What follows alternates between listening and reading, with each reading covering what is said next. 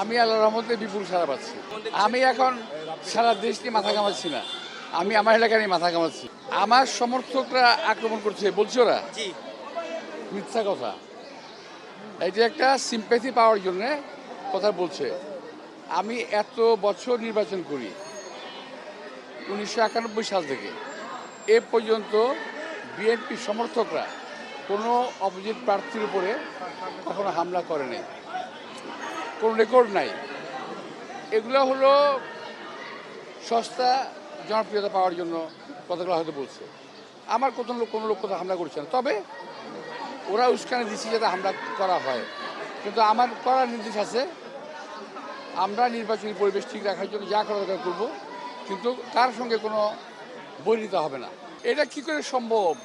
17 বছর তো আমরা বিএনপি ক্ষমতায় নাই, গত 1.5 বছর তো ওরা ক্ষমতায় ইনডাইরেক্টলি। বিএনপি ইনভলভমেন্ট কোথায় এখানে? বিএনপিকে দোষারোপ করাই হলো তাদের কাজ। এখন যেখানে যাচ্ছে বিএনপিকে দোষারোপ করাটা একটা তাদের ফর্মুলা হয়েছে, নির্বাচন জয়লাভ করে একটা ফর্মুলা, বিএনপিকে দোষারোপ করো।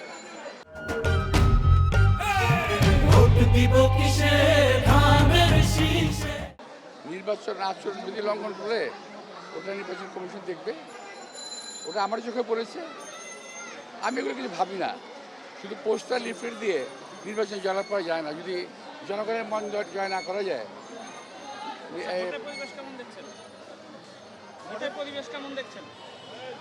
ভালো আছে এখন পর্যন্ত, তবে উত্তপ্ত করার চেষ্টা চলছে। আমি ভালো, আমি খারাপ, কতটুকু ভালো কতটুকু খারাপ এলাকার মানুষ সব জানে। এলাকার মানুষ আমাকে ছোটোবেলা থেকে চিনে। আমি 77 এলাকায় কমিশনার ইলেকশন করেছি, 91 এমপি ইলেকশন করেছি, 96 এমপি ইলেকশন করেছি, 2001 ইলেকশন করেছি। পরবর্তী ইলেকশনগুলো তো করতে পারি নাই আওয়ামী লীগের কারণে। এনিওয়ে, আমার সে বিষয় না, বিষয় হলো তোমরা আমার সঙ্গে হাঁটো, তাহলে আকিম এলাকার মানুষের কথা বলো, তাহলে বুঝতে পারবো।